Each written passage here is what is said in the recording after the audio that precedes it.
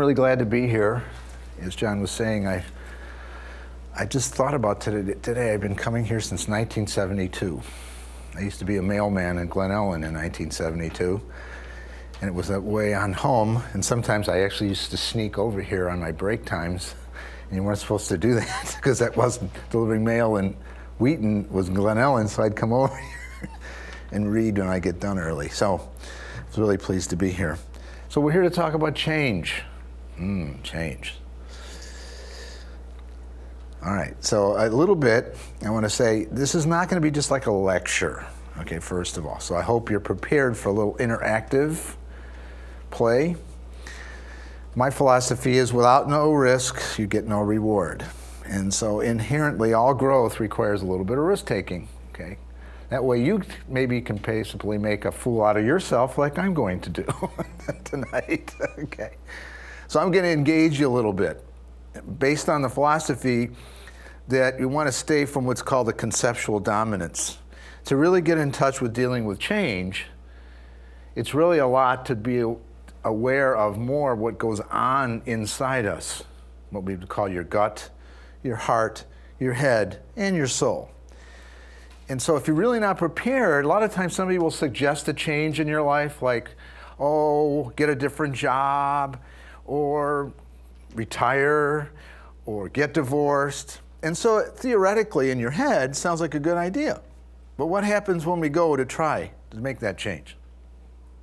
Anybody had an experience? What happens when you actually go to implement that change? Stressful. You get nervous, scared, right? Shut down, immobilized, can't move, change your mind at the last minute, right? Okay? And so that's the whole day. It's not in their head that we have the change. It's really like our whole being is going to enter that change, isn't it? And so if we're just coming from a conceptual dominant place where we think we know, and we really haven't honored our heart or our gut or our spirit in regards to what we're going to go through, a lot of times we get these, what's called, fancy language, cognitive dissonance, right? We have this dissonance that goes on, and then we're like, and our friends are like, well, come on, you've been talking about this for years. It should be easy for you to do this. But it's not the same when we do it as opposed to when we think about it. So again, first invitation for you tonight is to think about what is change to me. When I think about a change, and a change I've been through, what are some of the positives for me? And so you might want to sit here now and kind of what's called doing a reflective learning exercise within yourself. Just kind of grab, when I've made this change, I really thought was going to be a positive thing. On the other hand, there was another change in my life that when I went there, I kind of went, oh no. Part of me backstepped, part of me got afraid, part of me shut down, whatever. So that would be kind of the negative, and then so-called positive. So I want you to kind of go there. Again, I want to invite you into an authentic experience, not just an intellectual experience. So you can kind of take a minute with yourself. We've got plenty of time, okay? So you don't have, no rush. We're not going to let anybody come in here and make noise. So you got a little bit of time to just sit with it, your experience. And just think, change for me, where are some of the changes that I feel like I can do or I'm positive about? And what are some of the changes that somehow not so positive about, maybe reactive? So just sit with that for a minute if you would. I appreciate it.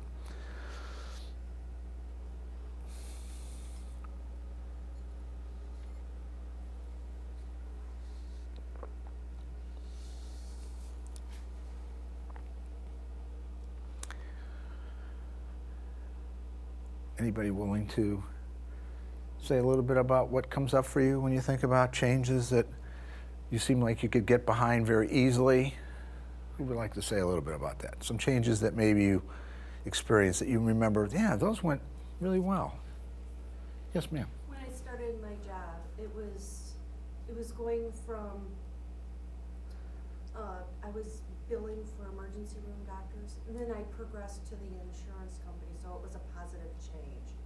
Because I was doing something for other, it's just a positive change. It was more money, the atmosphere was better. Okay. Potential and growth. So it was a good change. It was a positive change. Great. I appreciate you stepping into that. And the reason I think it's in all of us to kind of come to grips with it, because there's some theories out there that say we have a change style, that everybody has a built into them kind of a change style. So when they go to make changes, it's important that the more conscious you know of your own change style, like for you, certain benefits make it easier for you to change, right? And it would anchor in, at least at that time in your life, core values. Now, here's one of the tricky things about values. Do our values change throughout life, or do you think they stay exactly the same? We're changing. They do change, don't they? See, the core might still be, you might still say, I value freedom, let's say, when you're 19, okay? And then when you're 40, you maybe don't value freedom as much as you do security. You still might value freedom, but you still, proportionately, right, you might value security more. So they still, by proportion, by degree, might shift, but you might still hold to the core. And that's why as we explore tonight, and again, this is an intro to the process of learning about change for you, okay? And that's one of the things you start to realize, your core values and what's core for me and what I know for me. And therefore, if you're going to face a job change, would it be helpful for you to reference past experiences with job change? Would that make it more resilient for you, make it easier for you to adapt, less fearful, easier to embrace, hit the ground running, so to speak, right? Yeah, exactly. So that's why I would encourage everybody to kind of sit with learning about how you've changed are core things. And then in some theories I've used called heart math. In heart math, what you want to do is you want to access in your heart the memory, see, which is different than a visualization. Think about this for a minute. If you've been through the experience, as this young lady spoke about, right, of change, in her is a memory of doing that. Now, if she's trying to get somebody to help guide her, and they say, let's do a visualization about change, that's different, isn't it? Because you're visualizing what would be like a wannabe state. For her, she has the prior experience, so therefore in her cellular memory, in her heart especially, and a lot of the emotional intelligence work that's being done now is centering on, we carry in ourselves, in our heart, so to speak, different memories than we do in our head. In fact, the more you can access heart memories, you're more likely to get through stress better, transitions better, okay? Because it's an actual resonant aspect that happens in our heart, and also engages feelings as opposed to the head doesn't necessarily do that. See, the head's more reactive in some ways. So that's why I wanted you to go through this experience of a little bit to access your experience with positive changes, quote, negative changes. Anybody else want to speak a little bit to your positive changes? Things you remember how you've done well with a... Yes, ma'am.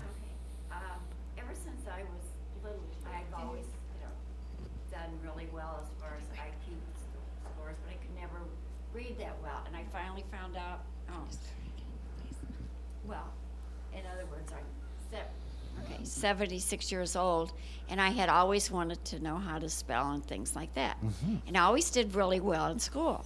So just about a year and a half ago, I finally went and got tested for dyslexia, and now I'm doing, this schooling at 76 years old, and I'm sure that I can come back and be a tutor to other kids.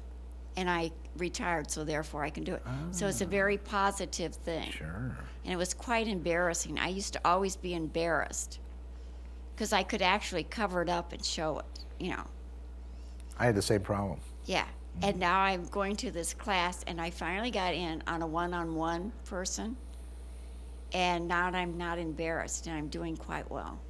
Great. And I intend to come back and tutor other kids, because I know the shame and the embarrassment and all of that, and all the covering up you have to do.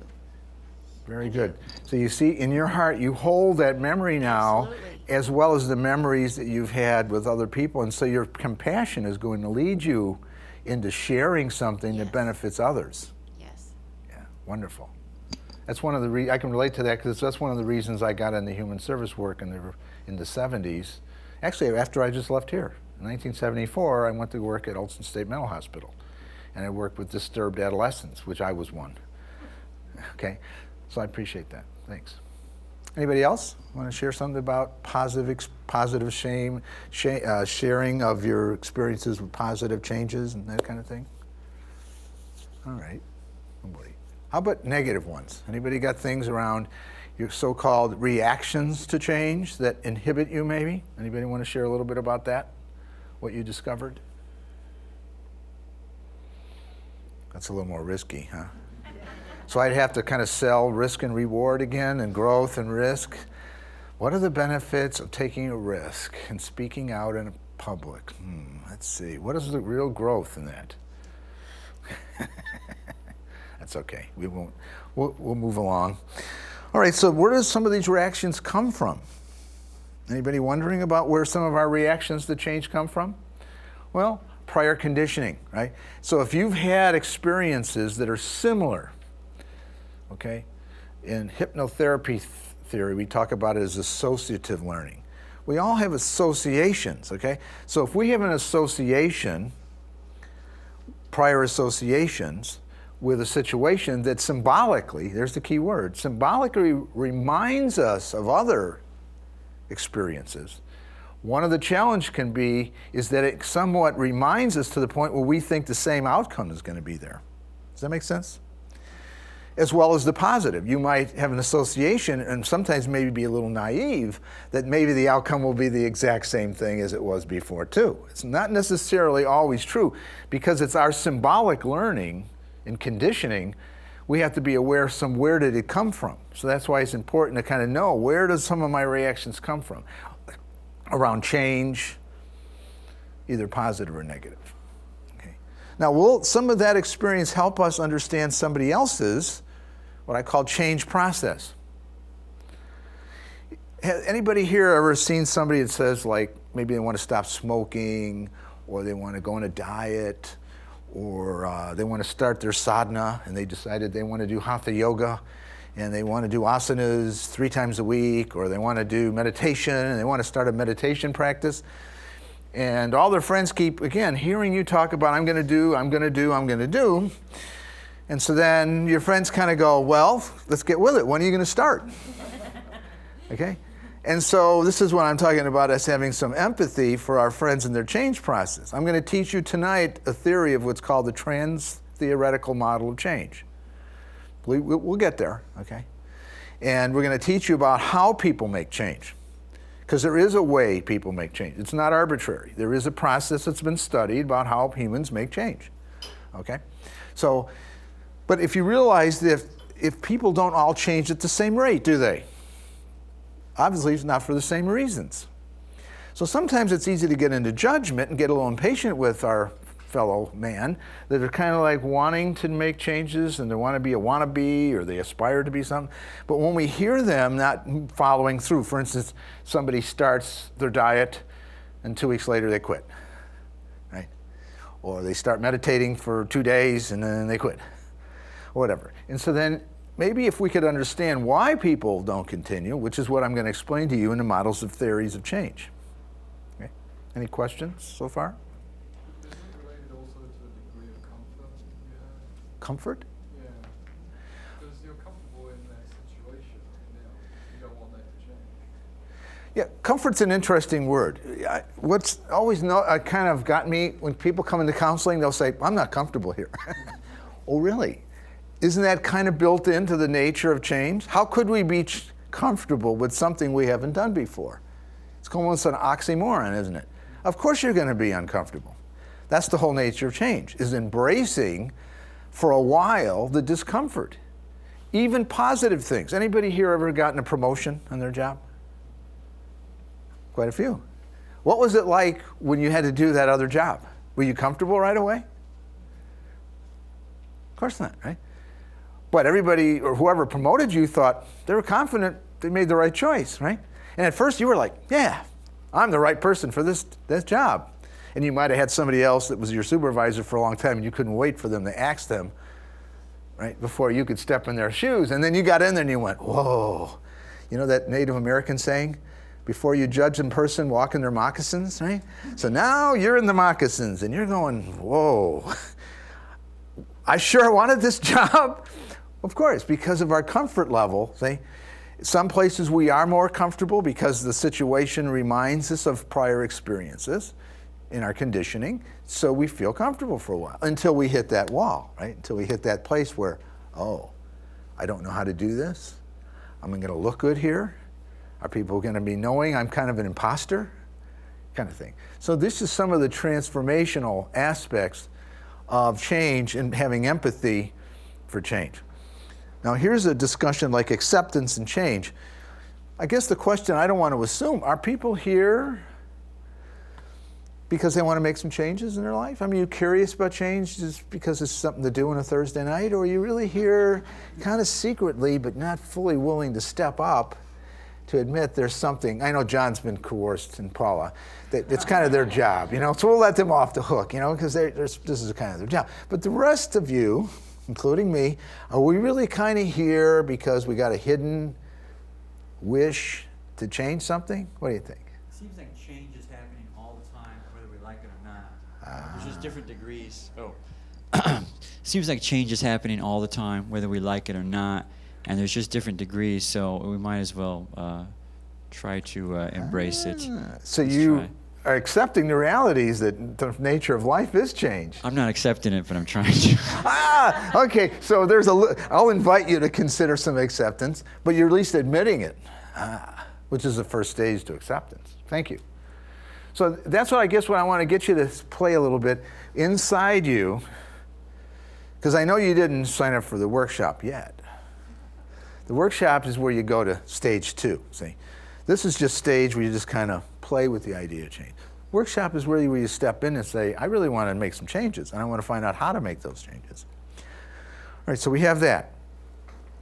Any comments, questions about that? Then we're going to play a little thing about imposed change.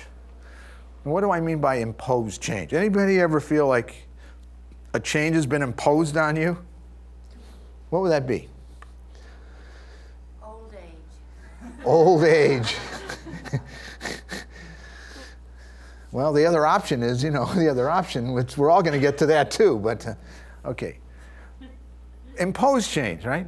And Paula, I have to admit, Paula secretly told me about an imposed change that happened here in this beautiful organization recently, okay, that might have stirred up some things in people here, okay? Right? It was unprecedented. I understand now you have a school inside the Theosophical Society, okay? So again, that could be considered an imposed change, couldn't it? Something that people didn't sign on for, and all of a sudden you find out various things. So I guess I want you to think about a little bit about imposed change. What does that mean to you? And I'd like to invite people to step up and say a little bit about an imposed change and how it felt for you to have this change, quote, put upon you. Anybody want to say a little bit about that? Something in your life? Yes, ma'am. I was kind of forced into a promotion at work a couple years ago. They pretty much didn't give me a choice because nobody else wanted the job. There we have it. Yeah. And I stayed in the promotion. You know, I took the position. I stayed there for 2.5 years and hated every minute of it. And now just a few months ago, they let me step down, and instead of giving me a cut in pay, they actually gave me a nice raise. Wow, that worked out. It worked out very well. Financially, it worked out nicely. Yeah. Okay, great, thank you. Somebody else? An imposed change you want to say a little bit about and how you felt about that at the time? Yes, sir. I've been married twice and widowed twice. Both of which obviously put me through a lot of imposed change. Sure. And now at this stage of my life, I'm acting as a caregiver for my elderly mother who has a lot of heart problems. And I live in constant anticipatory dread of the changes that will occur when she passes. My whole life is going to have to change where I live. Sure. Everything. Yeah. I know, I've been through that with both my parents, so I know it's a big transition to go through. Appreciate that. Thank you. So again, you can see that he's anticipating. He's not there yet, but part of us doesn't know what's going to be the uncertainty factor, right? The uncertainty factor is a big piece that we're all dealing with. The change is always happening. Anything can change. There are no guarantees. So at some point, how do we embrace that? How do we stay with that? How do we, work with the accept? First, we have to accept it's there. Then we have to know kind of when a change comes, we're going to probably go through this process, okay? So an imposed change brings on more of this element of loss, doesn't it? Or impending loss, as this gentleman said. So it's an important piece, is to know when I go through change, I'm probably going to go through some grieving. Makes sense, doesn't it? Grieving doesn't just apply to someone dying, does it? All change implies death. Endings, doesn't it? There's always an ending, and hopefully there's a new beginning. Okay? And on workshop, we're going to do a lot of work on the 3 stages of transition. Endings, limbo, and beginnings, see? Because in transition, when we're really in a stage of transition, we're moving from an ending, and then we're not sure where the new beginning is, so we're in limbo. That makes sense, right? So in that stage, you're going to be going through a lot of this grieving process. See? Loss means being on the grief curve, meaning if you get with that and aware that I'm in grieving, then it's okay. See, that's a human part. It's not a sickness. Grieving is not a sickness. See, in this culture, we have a tendency to toxify everything into an issue or a condition. I'm depressed. No, when someone's grieving, they're not depressed. That's not depression. It's called grieving. The ancient cultures, one of the first things they do, especially in the African rites of culture, they teach their young kids how to grieve. Because they know, they have the wisdom to know, you're going to be going through changes, you better get to learn how to grieve, how to go through changes, and how to adapt to them. See, we live in, unfortunately, a kind of a little less mature culture. We still keep bargaining with everyone to think somehow we can avoid changes and dying, and we're the youth culture, right? So we're not going to really have to deal with those things, right? So at some point, it's learning that first stage, what's shock denial? So when you're in the middle of an imposed loss, and in your sense, right, when you got that new job and that promotion, when you had to take that job and it was like, what, me? I don't want this. Did you? There's kind of like a shock. Can you remember that kind of like, whoa, kind of thing, say? Is this really happening? There's the kind of denial fits in, right? It's kind of like we don't want it to be happening, so we kind of, oh no, this can't be happening. I'll come back tomorrow and they'll change their mind, and that's where the bargaining starts, see? And so I changed the order of this. Kubler-Ross had a certain order of grieving that she talked about, okay? I tend to think most people go to bargaining after a loss. I think they try to question whether they're going to get with it or not. That's what I mean by bargaining, okay? And so that's what it means, bargaining in many forms. Anybody remember that when you were going through an imposed loss, that part of you kept thinking you could do something, maybe even pray to some superior being to take it away, or that you were going to bargain with your boss, or you're going to bargain with your lover maybe if you were leaving a relationship? There's a part of us that kind of thinks we can do something about it. Well, what happens when we can't do anything about it? When we realize that this is happening? Any reactions of anger? Do you remember having some anger? Yeah. See? So fear and anger. See, so part of this process of grieving is that a lot of us, we get really angry because we think if we get angry enough, maybe we can stop this from happening. Okay? We can convince everybody they made a big mistake, or we can intimidate. So a lot of people go through a lot more anger in a grief cycle as a false control scenario, okay? And reactions to their expectations and anticipation of anxiety. But as you go through the process, what you find is that's when the real sadness comes in. When you get in touch with the loss and you realize it is a loss, now you can really come to grips with it, okay? Because you say, I've lost something. It's not things are not going to be what they were. And it's coming to that reconciliation, see? And that will be, you'll really feel the sadness. Now what happens to some people though is they refuse to feel the sadness. They either stay in the anger and then they block it, see? And that's when people get depressed and grieving. Does that make sense? They don't really let the thing move along. See, until you really know, okay, I've lost it and it's never going to be the same, that creates a sense of admittance and acceptance, then they can move on. But if they still keep hoping by pushing it away or getting angry about it and reactive, or getting lost in it, which means over-focusing on the loss and not the opportunity. You know, the Chinese character for crisis represents crisis or opportunity. It depends on our attitude, doesn't it? It depends what we look at. See, so if we look at a loss and stay stuck in the loss, where are we? Where might we be if we're just thinking about what we've lost instead of what? Oh, we're getting beamed from UFOs? I asked for that to happen more like 8.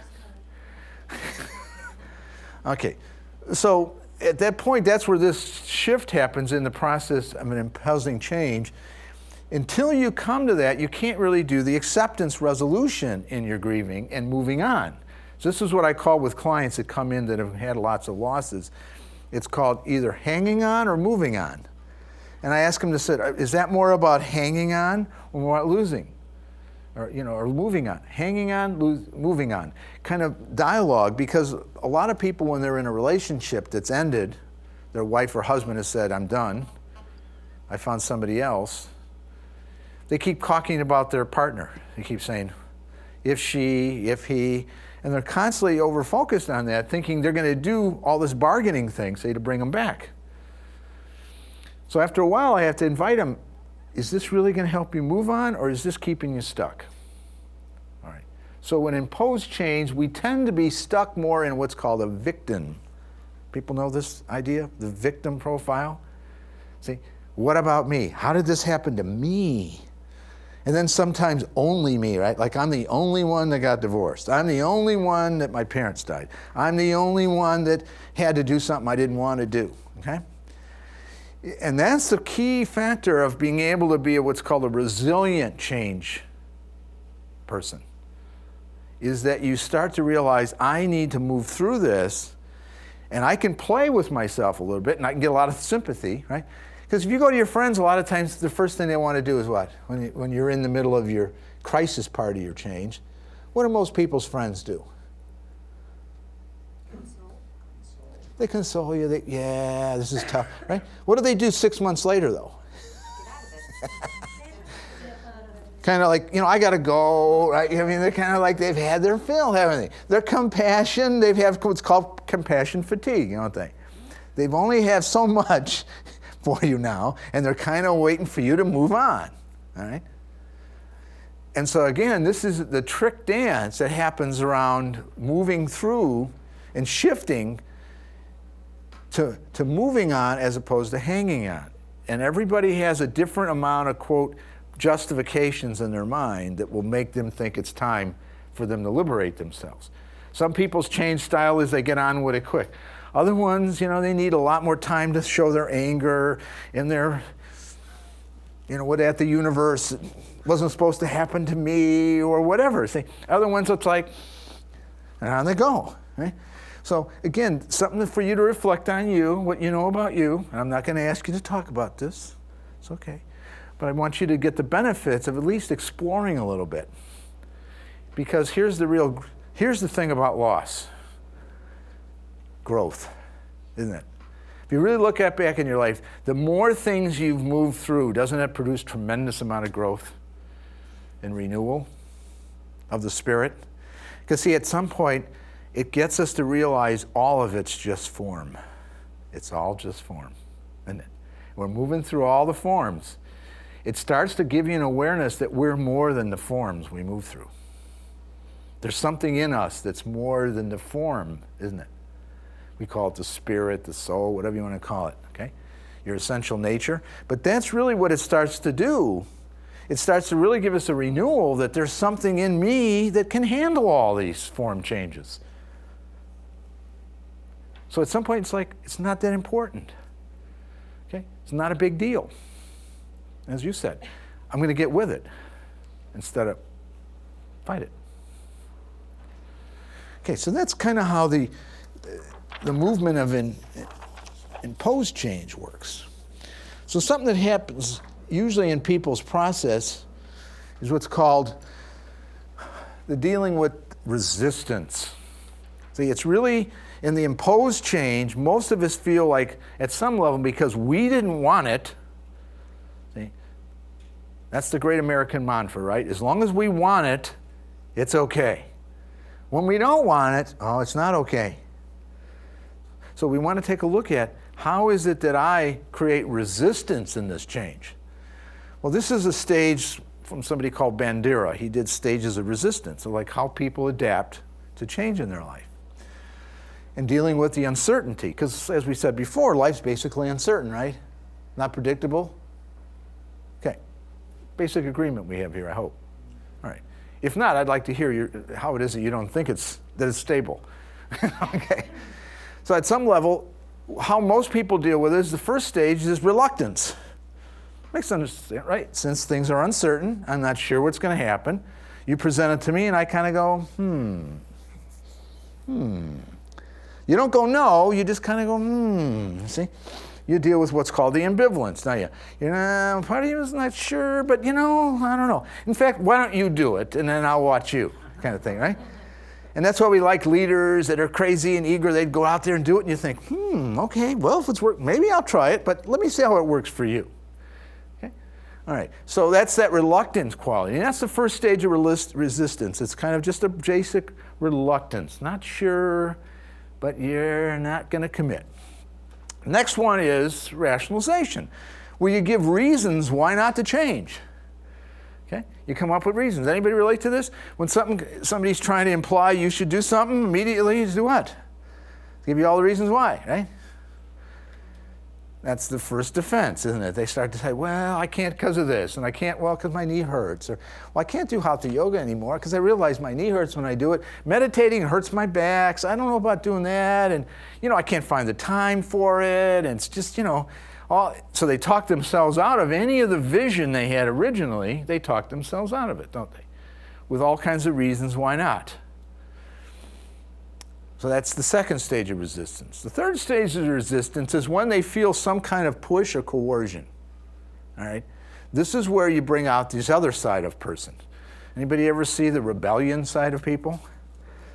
Any of you have any adolescents?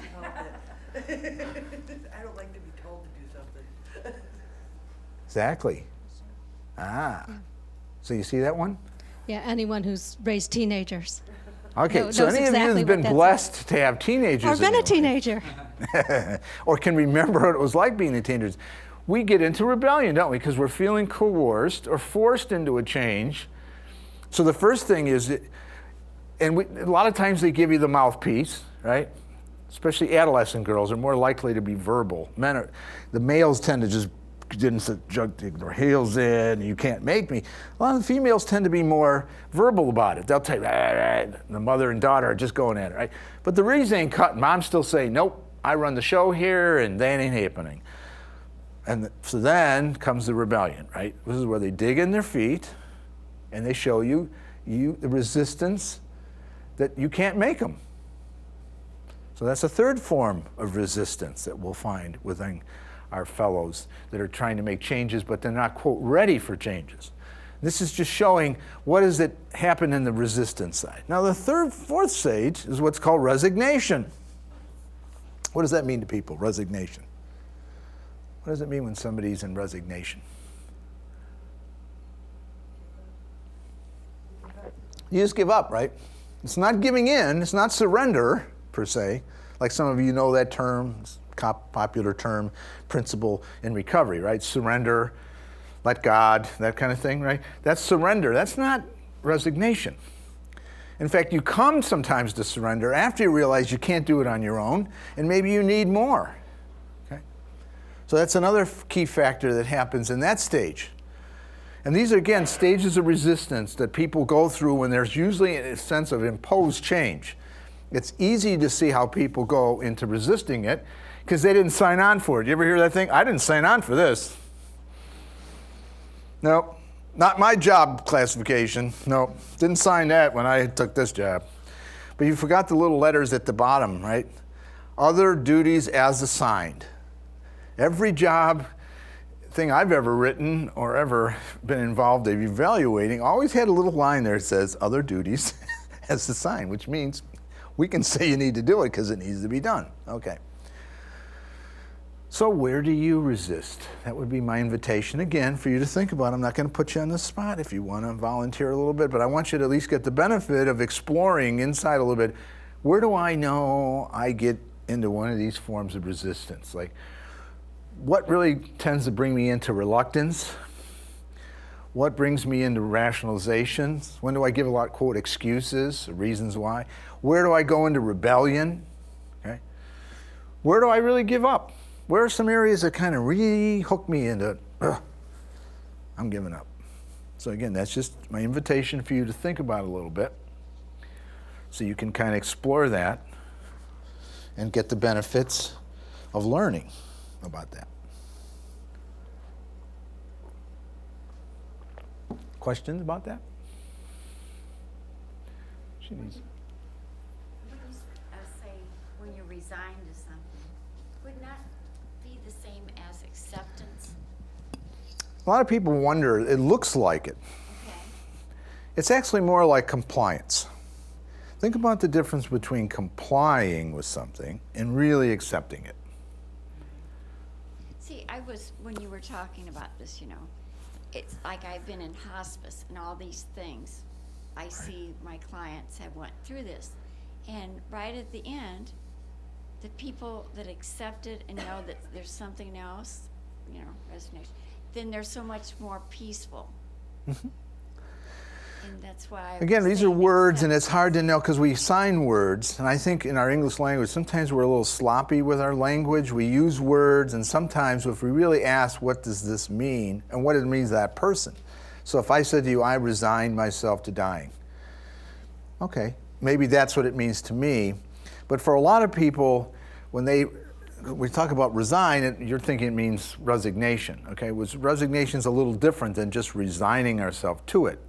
Okay, there's a little different spin on this approach. Okay, resignation means really giving up. Okay.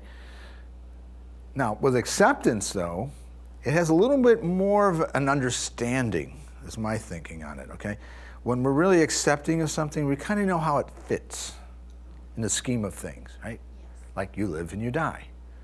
Okay, so people, I think, to come to resolution of their own death, because I do hospice work too. They've accepted this. They kind of know, but you see, they're not really ready to accept unless they've done some reflection on what their life has meant, do they? See, if they really come back and go, I've had a full life, and they're grateful for what's happened in their life, right? Then they have a sense of meaning. But if there's a big question mark in there, like, where's my life been? What's it all about, Alfie, kind of thing. If they have that kind of perspective and they're in their final days, much harder for them, isn't it? Yes. To come to a sense of grace and release and letting go.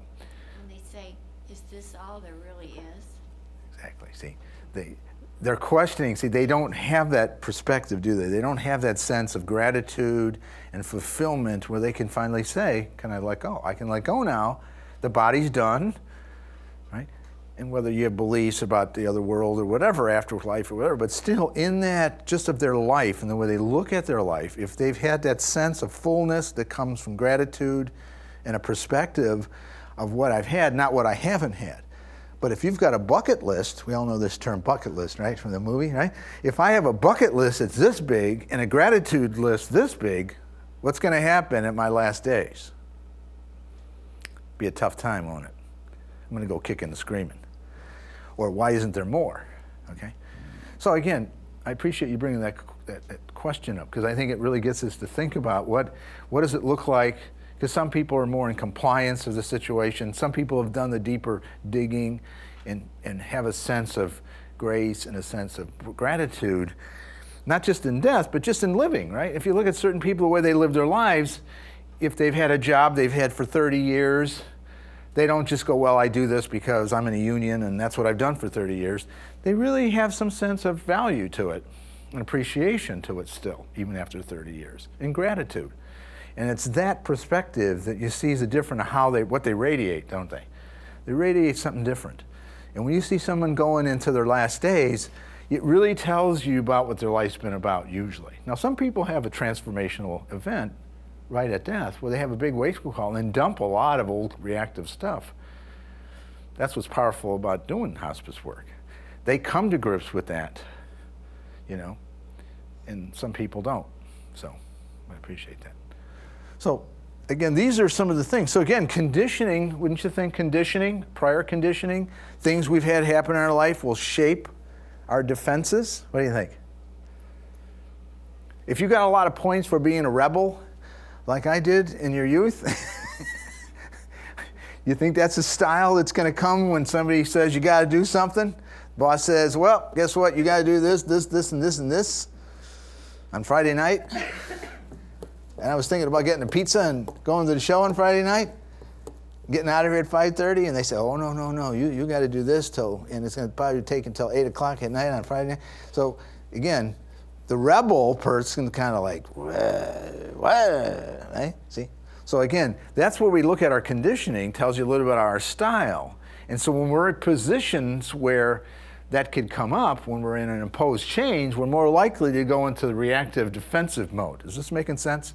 I'm trying to get you to see the whole thing around imposed change before we enter into the next stage, what's called intentional change or intentional motivational change, which is different. Okay. So here we've kind of kicking and screaming, still kind of the victim. Now we're going to shift to the empowered stage. Okay? Is that okay? Can we move to the empowered stage, or we want to talk about our stories about victimization and how we've been poor me? We can do that a little longer. That's okay. I mean, I'm open for that. All right. So the next element we're going to kind of focus on is, like I said, intentional motivation, which is a different shift in change. Now this model that I'm going to teach you is something I taught.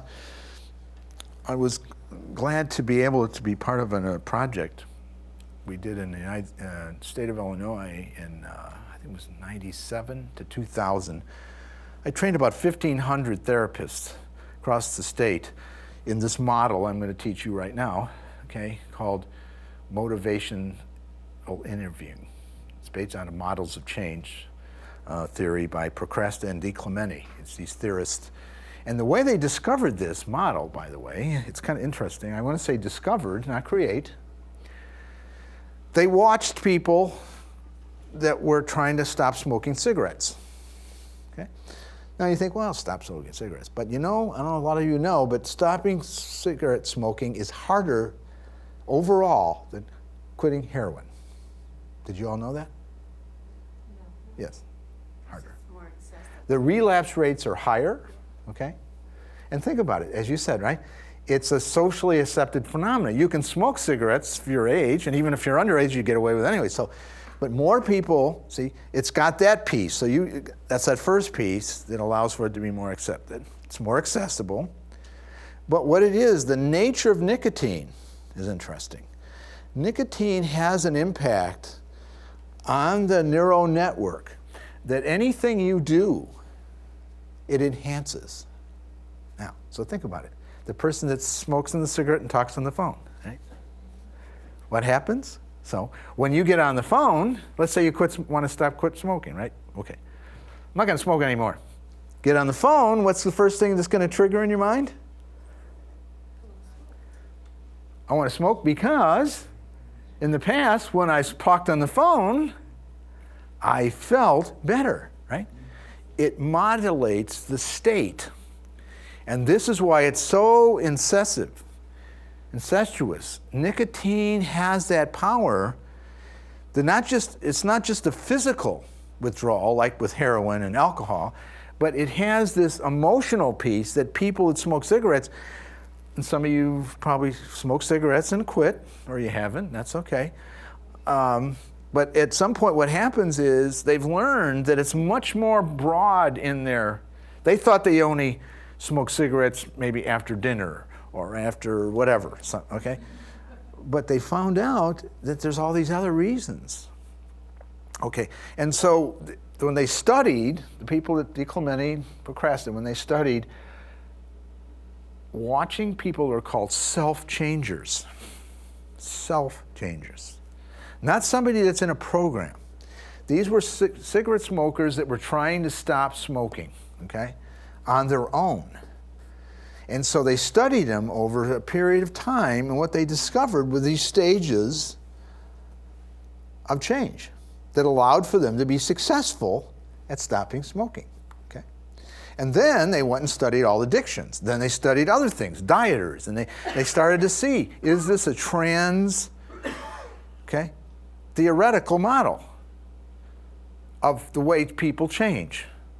Now, self-changers change. There's the key. Self-changers, intentional. When a person's about intentional, not necessarily that how people change that are, quote, imposed change, but people that are in the movement of self-changing, which means self-described change. When you realize you're a wannabe, when you realize there's something I want to change, these are the stages that people follow. Okay? This is making sense? So I want you to get that piece. It's important that I wrap the context about this so you get what it's about, so then you can see how you might apply it to you. So my invitation would be anytime you're in a place when you want to make a change for yourself, because you've decided, not because the police decided you got to change your driving habits, okay? Not because your mother-in-law decided you need to change, okay? Not because your lover decided you need to change, not because your mother, father, sister, brother, whoever, right? Your neighbor, but you and your self-perception decided you're going to change. These are the stages that will work for a person in that state, okay? So it's first about, the model relies heavily on the notion of what's called being ready for change. I'll sit with that for a minute. That didn't say willing by itself. We tend to, in our culture, think I'm ready because what? I say I want to do it. Right? Again, the great American mantra is I wanna. And we think as long as we wanna, that's all that's important. Is that what's important? In fact, I'm so sure about this, I reserved an airplane for us tonight. At the end of the lecture, I'm really excited about flying. Okay? And I just thought you might all want to go on a little trip for me. I got a nice thing that seats about 50 people, and we're going to go over here to Page Airport, and we're going to go for a flight. Aren't you excited? Are going with me? Is it enough that I want to do it? Is that enough? Are you going to all sign on to go with me tonight? Why not? Some of you might. You're a big risk taker. But most of your guys, I'm not getting a sense you're signing on tonight. Why not? It's free ride. All those pretty blue lights we're going to get to see and all that, you know? Why won't you sign on with me? Because I'm lacking something. What am I lacking? Preparation. I don't have a license. In other words, did I tell you I'm good at this, that I know how to do it, or I'm just excited about doing it? See, I want to do it. So is want enough? Not enough. I'm not convincing you, am I? Wanting to go is not enough. See, but that's what we tend to do. See, we get over-enthusiastic when a person, and sometimes we want to do something that's very impulsive. And a lot of changes people make is because of their imposition, right? Somebody made them do something, and now they're going to say, well, I'm going to make a change, or I'm going to quit my job because you're going to ask me to do something, or they're going to quit a relationship because their spouse said, well, I want you to change, or I don't want you to do what you always do. You always go out with your friends on Friday night, and I don't like that anymore. So I think we should get a divorce, and all of a sudden now you decide, okay, well, I'm getting out then. I'm going to get out before you get out, and da-da-da-da, and that dance starts, okay? Or a person, like saying with your job, all of a sudden your boss starts to make demands on you. You think, well, I'm going to quit my job. So you go out and get the want ads, and you get the Chicago, whatever it's called, career builder, right? And you get it open, you start looking and say, boy, you know, must be a tough economy. There's not many jobs in here anymore. I guess I don't know how quick I'm going to get another job here. But in the old days, you know, when people just go out and they think they're going to, I'll show you, I'll go out and get another job, right? Okay? So again, a lot of things that come up around change is first, not just are you willing or want to, but are you able to? That's the first sober thought we should have, isn't it? Otherwise, it's what I call premature change making. Now, why do I say that? Can you see why I say that? It's premature. To think I'm going to do this, but I haven't thought, do I really have the ability to do it? See? Like if somebody is extremely ADD and they just come to you and they say, oh, I want to start a meditation practice. Might you think a little bit about, there's this kind of person, they can't even sit still in a chair, now they're going to sit on a mat, on their feet, cross-legged, whatever, and they're really assuring you because they want to do it, they're going to do it, okay? I've had this happen quite a few times, actually. I started teaching meditation in 1970 to ballet dancers down Chicago on Michigan Avenue. And I used to love, they'd come in all enthusiastic, they want to do hatha yoga, and at the end, we'd do the meditation. They were great with the hatha yoga, and when it got to the meditation, they'd be like, what is this for? It's getting centered. Well, I don't know about that, and we'd have this whole thing, a dialogue about that. So here is the key, is before you start a change, and you're going to be supportive or be there present for somebody that you know is trying to make, you might want to ask them questions. Do you have the ability to follow through on this? Have you thought about that? Or is it just a willingness thing? You just think because you want to do it and that's going to make it happen. So that's one of the first things. So then you start to engage them in the process. Now these were the formal stages of motivational interviewing start. It's called pre-contemplation. Now what does that mean? Pre-contemplation. Fancy word. What does it mean? Window shopping. Who's ever gone to a store? What happens when you first walk in the store? What are those people in the search? What do they say? I said, you see something you want to buy. Well, that's good for you, but a lot of people aren't that quick, right? What do most people do when they walk in the store and the agent comes up or the customer service comes up? First thing they say is, can I help you? And you say, I'm just looking, right? You ain't ready to buy. You're just looking. You're window shopping. That's the first stage of pre-contemplation.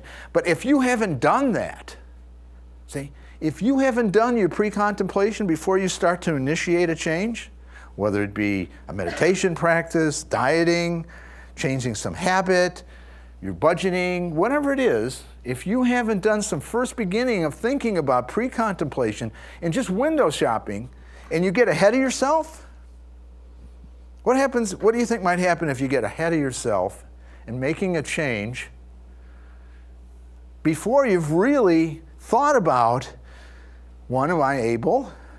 Two, do I really see any value in this? Or maybe I'm doing it because I'm just frustrated or I'm whimsical or whatever. But what might be some of the consequences to somebody that hasn't really sat with that first and starts on the process of change? You might fail, absolutely. Good chance of failing, right? Because you really haven't thought it through and it's kind of impulsive. Okay, what else might happen? Oh, good one, right? So now you can see they're a good candidate to probably not follow through, isn't it? Good chance they're not going to follow through because they really don't know. The most important piece that's been found in the stages of change is this is why people change long term, is they know the benefits. If you do not really know the benefits, to the change you're about to undertake, you will fall through on your motivation. Because obviously, when you start a change, do you always get all the results right away? Who's had that kind of change? I'd like to talk to you because I'd like a little of that myself. Is that the chance of starting any new endeavor? Do we always get the benefits right away? It's not that way, is it? Maturity tells you it's not that way, isn't it? Youth might tell you it's the opposite. But maturity usually tells you the change is going, the benefits come when? Later, rather than early. So again, if we don't know the very earliest kernels of the benefits that are going to come later, and we're hoping for them sooner rather than later, this is where we get set up, see? So in the stages of change theory, after you've done a little window shopping, and now you've come to something you want to change. Give me an example, something people might want to change.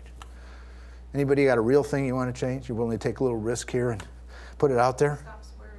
Stop swearing. Well, it'd be tough to teach you how to do that because I still swear a lot. But But if you want to work on it, good for you. That's a good thing. Because I think cleaning up our language could be beneficial. Okay, so the first thing you'd say, okay, if I thought about this for a while, okay, good. I appreciate you stepping up to kind of look at this. Okay, so the next thing would be, do you know the real benefits to you? You don't, see? If you really could buy in and really see the benefits, if there are any to you, if you really see it, because if you can't see them, when it comes time, you might just go, nice idea, right? Well, actually, yeah, I did, in respect for others who don't appreciate it, maybe who might hear it. Good, okay, That probably good. might be a good benefit. Excellent benefit. So. I think it makes sense. Okay, I would like to feel like I'm showing respect for others. And if you're the kind of person that, again, you'd have to know about your own core values. Because, see, if you don't have that as a real value, but if you do, let's say you do. I believe you do. Okay, I want to show more respect. And that's important to me. So when it comes time to swear and the words are, and you can kind of slow it down, and you remind yourself that it's important to me to show respect. And then one of our friends here said, thanks a lot. You know, I really appreciate you not doing, you normally go, you know, and I appreciate you not doing that because I feel like more that it keeps a culture for us and I feel more respected. And you got some feedback about that. Plus you reminded yourself that you did it, right? You're starting to get the benefits already, aren't you? Okay, so that's the key, is the first thing is why we make the change. The research they've done, that is the most critical factor to successful change, is the clarity as to the benefits of why I'm going to change. But that's not how we mostly make change, is it? How we mostly make change, most people make change, is this. What do you want to do? Get on with it. Nike, right? Do it. Take action. That's the way we make change, see? Premature change is all about that. We take action before we really know why. And as somebody said before, when the going gets a little rough, see, and we're not sure why we're doing this, what's going to be the follow-through? See? Like the person that tries to stop smoking cigarettes. If they don't really know why, because I teach people how to do that, have for 20 years, okay? When you teach somebody how to stop smoking, if they don't see the reason they're quitting smoking is because it's foul and they don't like the way it smells on other people. It's because they know that that's happening to their lungs. And they know that they breathe better, you know, and they feel better when they don't smoke. And they know all these health benefits, okay? Also the fact that they know they're going to live longer or other people are going to respect them. Whatever it is, if they know they have these benefits, they're more likely to follow through. It's when they don't have that vision, when they have it, it's very vague and very foggy for them, they tend to kind of move backwards. Okay, so in this process, there's what's called the cost to benefit reflection ratio. And this is where you have to, a person has to think, the benefit. Now, when we make changes, is it all one-sided? Do we only get benefits from making changes? No. There's a cost, isn't there? It's not always financial. Okay? Like when we set aside our time to meditate, for instance, right? You might think, wow, I'm going to feel more peaceful, I'm going to feel more centered. You know, it's going to help me walk through the world, you know, in a more even keel, or whatever reason that you think that's your vision, okay, as a meditator. Or if you're going to do hatha yoga practice, and I'm going to feel more firm, and I'm going to feel healthier and more limber and have more energy, whatever. Okay, but is there a cost still? Is there's a benefit? Is there a potential cost? Isn't effort a cost? Yeah, taking the time to do that. I mean, you could sit down and eat bonbons too, right? Eclairs, and you could do all kinds of other cool things. Watch TV and watch comedy shows or doodle or a million other things, right? As opposed to meditate or do hatha yoga. Okay. So there is a cost, there is a quoted investment, isn't there? And so that's where a lot of people, when they're going to do change, if they haven't really thought through a little bit, there's going to be a cost, and the cost, the benefit. So if in my core values, the benefit of being healthy, let's say, or even being at peace, if I thought I'm a wannabe peaceful person, but really, part of me likes drama more, I'd rather watch the police shows on TV than to meditate. Will you meditate when it comes time to be 9 and 10 o'clock at night? Or will you go watch the police shows? See, so it's really coming to grips with the core values, isn't it? Once again, it comes down into the contemplation on the benefits. And if you haven't really bought into those values, and this is what's called a mature values clarification moment. For a lot of us, this is why a lot of you and a lot of us all have tried to do things and then somehow we didn't finish, is because we didn't come to grips with a deeper level of values clarification. We really haven't shaken through and shaken down what's really important to me. We've done kind of a superficial take. We've kind of just jumped in and thought it would be great to be a peaceful person and meditate, or to be more fit. But when it really comes down to it, see, and you got to choose, all of a sudden, this other side, the old habits win. They went out. How come? Because see, that's what we're used to too, isn't it? And those things already give you what? The benefits, don't they? They all have their own benefits, don't they? I mean, watching crime shows on TV has somewhat of a benefit, right? Most people say, well, I relax when I watch that. You know, I don't have to think about anything. My job worries go away. Isn't that a common thing people say about watching TV? Wasn't that pretty close to what you think you're going to get from meditating? All these things are going to go away, and I'm going to be peaceful. So why should I sit in the thing and be all tight and all this when I could just watch TV? Eckhart Tolle talks about this a lot. He talks about how television watching is so addictive in our society because we really do believe that we're relaxed. Well, what we are is we're numb, aren't we? We got the tube thing. We're all kind of in a glazed trance when we're watching TV, okay? And I do watch TV, so I can tell you firsthand, I know I have that stage. So again, so at some point, this is what we have to kind of look at is to make effective change, we want to look at the cost to benefit ratio. And so before you start, and I want you to see this, before the action, which is initiation, okay? You see how many stages come before this? So you can see, if they studied change of effective changers, self-changers, how they discovered these stages have to come first before the action stage. But for most people, the first thing they just say, they do the Nike thing, right? Just do it. Come on, get off your ass and just do it. You've been telling me for months, John, that you want to meditate more and you want to meditate 3 hours a day and you're not doing it. So just do it. Come on, quit talking about it and do it, right? So he thinks tonight he'll try that, and the next day he wants to punch me because he missed all his crime shows, right? But seriously, this is kind of what happens, isn't it? That's the key. So now the next stage is very critical too, is preparation. Woo. As we know, anything you do requires a method, doesn't it? Is that going to come automatic? Anybody think of anything you've done that just all of a sudden, like you want to put up a fence, let's say. Where's the education in that one, right? You think you want to put up a fence in your backyard. What happens when you go out on Saturday to go put up the fence? What do you get an education in? Yeah. How do I do this? You thought, oh, it's simple. In your head, it was an easy thing, right? Go buy the log, get the digger, and it's all in your head really easy until you have to go do it, right? Whole different thing. It becomes a skill thing, isn't it? An acquisition of skills. Do I know how to do this?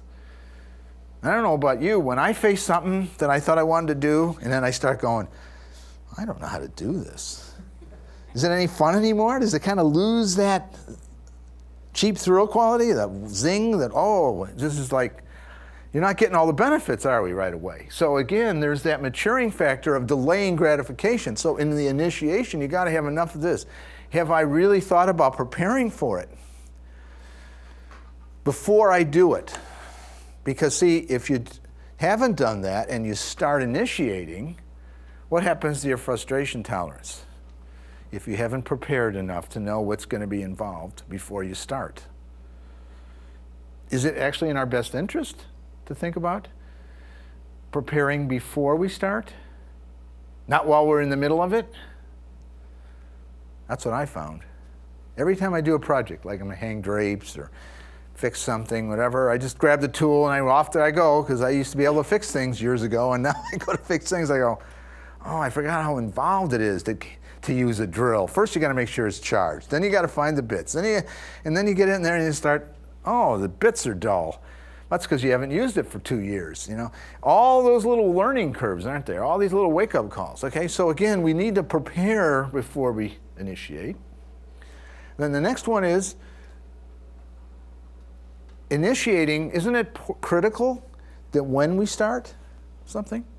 Isn't it different when you start something? If you start a practice, let's say, when you're really tired. You want to start a meditation practice when you're tired? Is that a good time to start it? Is it a good time if you're in panic to start a meditation practice? No. See? It's very important, the timing, isn't it? Timing is really critical about when we initiate. Because if we don't think about the timing, it has a lot to do with the outcome, doesn't it? So timing and where we start it, you might want to start more gradually when you start something, right? Not have these big expectations. So all those things start to go into when we initiate. Then another big wake-up call is here. What I call, I added this. This is not a part of their original stage theory, so I need to tell you that.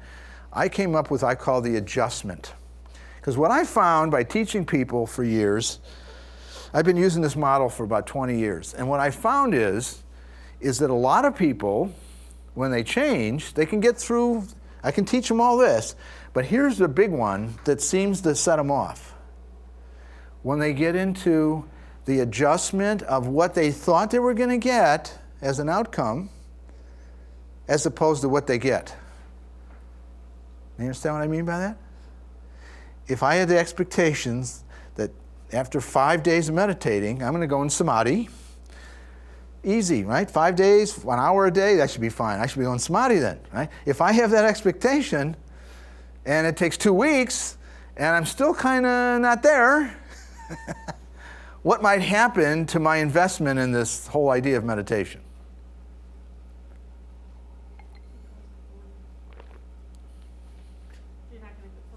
I'm not going to follow through, am I? It's going to fall apart. I'm going to have questions, doubts, right? And so that's part of the thing I found about the adjustment phase is you got to be ready to know and hang in there with realistic ideas of when you're going to get, quote, the benefits of what it is you're trying to do. Because if you don't, that's where you get what's called the disillusionment. The disillusionment says, why did I start this in the first place? Anybody remember those kind of? Where you kind of started something, then you went, what was I thinking of when I did this? Right? Like, why did I have kids? Or why did I do that? Anything. You know, we have this disillusionment. We're kind of like, it's not turning out the way I thought. Boy, I don't know. Now what? Okay, so that happens here, and that's where the benefit and cost, this is where the costs are higher than the benefits, right? And this is where we like, oh, this meditation stuff. How many years do I got to do to get samadhi? What's the average person? Any research on how long it takes to get to samadhi after I've meditated? John, do you know the numbers? This guy named John Austin wrote this book on selfless insights in consciousness. And he's talking about how many meditators, when do they get certain stages of meditation. It's pretty revealing that you don't really, quote, get to these peak experiences very often. Okay? So if I told you that, what's going to happen to most of you in your meditation practice? I'll watch those crime dramas instead, okay? But seriously, that's where this phase, and preparing people, I found, is really critical. And preparing ourselves for thinking through this, that there's going to probably be a big shift, a disillusionment. You know, that crazy Frank was telling me all that, but I think he's probably right, that I'm probably going to get a little disillusionment here. So I better prepare it a little bit for that. See? That's where maturity comes in, right? Delaying gratification, it's called, as opposed to PIG, pig. Pig means a problem with immediate gratification. See? That's called our adolescent state. Remember that? Anybody remember adolescent states of mind? Right? Want immediate gratification? I know my adolescent's still alive in me. Okay? Still pesters me all the time. All right. So that's another stage. So now, if you can make it through that, and you can go to this next stage called the maintenance stage. And when you're in a maintenance stage, this is what's happening. You're capable of periodically and consistently reviewing the benefits of the change you've made. If you can keep that in your practice, okay? So using meditation as an example, if you know that, yeah, I feel a little better every time I meditate, just a little better. Not samadhi, no, but I feel a little better overall, usually, will you stick with your practice? You do your hatha yoga, same thing. You do your dieting. If overall, that's what, some of these weight programs have learned. They tell people right away, you're going to go up and down. Why? Because if they told them, yeah, you're going to lose 20 pounds in the first month and just keep losing it, they're all going to give up. So they've told them, yeah, you're going to go up and down. Because they've learned not to let people get into that thing where they thought it was just going to be all easy and quick. So in the maintenance stage, that's the key. You have to be prepared to affirm and review the benefits consistently. And that's what makes you in a maintenance stage of change. In anything you try. Now, why that's important is because inevitably this baby's going to show itself. The whole nature of change, and some of you heard that, right? 2 steps forward, 1 step back. Now, I'm still better off, right? Because I went 2, now I'm 1. I'm still ahead of myself, right? But if I think 2 steps forward and it keeps going, 2 steps, keeps 2 steps, there's never a kind of a back. This is called relapse. The whole nature of change, they studied, found that yes, you got to be prepared. There's going to be setbacks. Okay? But you got to remember then there were benefits. And if you go back to the benefits, review the benefits, internalize the benefits, especially in my work, in your heart, not in your head. In your heart, you feel and remember, see, the benefits, then you're more likely to stay in that change. You're more likely to continue to maintain. But when you get caught up and overreact to the temptations or the setbacks or the triggers or even going back to the old behavior behind, sometimes we have to test ourselves. Anybody ever find that you have a part of you that sometimes tests you? When you make progress, you still kind of have to test yourself, or you play with yourself a little bit and say, well, let's see. Can I have 1 cookie? Or can I have 2 cookies? Can I have, I can eat 2 eclairs? Let me see. Let's try it. Let me test myself, right? There's something about our ego that kind of gets in there, right? Messes with us a little bit, okay? So that's the key around relapse. Just knowing it's there, don't overreact to it, be prepared, and again, if you've been in maintenance for any length of time, remember what it was like when you could remember the benefits. And if you really bring yourself back, right? Just like in a lot of meditation practice, they say, okay, the mind's going to wander. Just bring it back like a puppy. Don't get over here. You just kind of, okay, your mind wanders. That's what the mind does. Bring it back. Accept that it does that, right? And just bringing it back. Don't overreact to it. You'll continue to move and grow in your new change, your new behavior. Questions about this? Stages of change? Yes, sir. It seems like the timing aspect has its own devils, because you could always argue that it's not the right time. That's right. And that's where it's really tricky. As to when are you being realistic? And I appreciate that comment. When is a person being realistic, and when are you being skeptical as a way to avoid taking action? Right? So sometimes to get through that piece, you just say, okay, I'm just going to try it for a while. Let's just see what happens. But you do give some thought to the timing, so you don't set yourself up. Because there's another game we play with ourselves. The saboteur in us sometimes does what? It picks any arbitrary time and a really bad time, and then goes, see, why should I bother doing anything about that? Okay, so we got to be careful, kind of know the parts in us to play with us a little bit. But I appreciate that comment. Other comments? It's progressive. It's a stage. But you can go back and reevaluate your cost benefits. That's what you mean by, right. You're right on. Exactly. It is cyclical, which means if you run into problems, you want to go back and contemplate your vision. That's what I call your vision of the benefits when you're in the change. So that's a good point. If you start out, but in a way, that's what happens with maintenance, right? But if you haven't gotten to maintenance yet, you always want to go back and keep in mind what you were thinking of when you started this, and if it's still true. Even though there's going to probably be some disillusionment, right, adjustment to what you thought. Because like a lot of things, when we start them, we're starting them from what perspective? Kind of an unknowing place, right? So when we get in it, now you go, it's called action learning. We learn by doing different than what you learn from thinking, right? Everybody been through that before? Until you try it, you really don't know exactly some of the nuances, do you?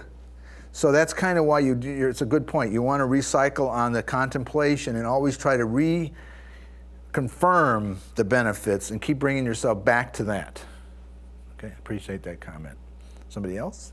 Question, clarification, comment? All right. Can you see this helping you somehow? Okay, good. So next one, last slide for tonight, I think. Getting close there, around 8:30. Paul, are we in that? Okay. All right, now this is what I call shifting perspective. So a lot of change for humans and for us, aspiring people that are on spiritual disciplines. I assumed a lot of you it's how you made your way. You didn't come off the street from Starbucks or whatever. You kind of know this place is the Theosophical Society, and a lot of this is around spirituality, and so I would assume a lot of you are around that, right? You didn't come here because you want to stop smoking per se. You might want to, or stop swearing necessarily, or anger. You get anger problems. Mostly, you want to kind of know how to change. I would assume. That's my assumption. It's dangerous to assume, but my assumption is that you probably want to know how to cultivate you, right? Kind of how do you want to grow and change certain things about you, that's why I focused on meditation practice, right? It's how you're going to grow in your sadhana and how you're going to grow in your practice and that kind of thing. And so I think that's a key factor, is those stages of change will work for that. But inevitably you come to some awareness that there's two things going on here in round change, okay? And one of them is there's a sense of ego empowerment in a lot of change, isn't there? We empower that sense of what we call our ego, our self, by we make changes. But as you move through a lot of changes in life, sometimes you come to the conclusion, there's something else going on here. Maybe it's time for me to let go of the ego, right? And when you start to move into that, that's called ego transcendence. How do I let go of the ego and not necessarily be so focused on my personal goals and deepen my search? Because, time is getting on, and maybe, I'm not getting any younger, and maybe it's time for me to kind of look at some deeper thoughts, and maybe I need to get ready for dying.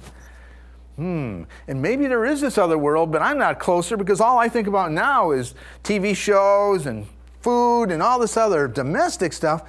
When is it going to be the time I'm going to kind of get to the deep stuff? Because I got all those books on the shelves, and half of them I haven't touched, and I'm 60-some years old, and when's it going to kind of come around and I'm going to get to some of the deeper stuff? So maybe, and that's what I call shifting perspective, you start to realize some of the disappointments and losses we have in life are there for a way to get you in touch with levels of what's called ego transcendence, okay? Letting go and being less selfish and starting to look at deeper aspects of not the ego development, but the spirit development, or the essential nature, or the non-ego perspective, so to speak, okay?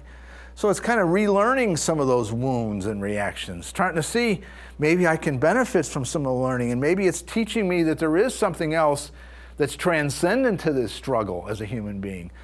Maybe I ought to start looking at some of that, okay? All right? So the first thing is to make some commitment to some change. That's the first stepping up.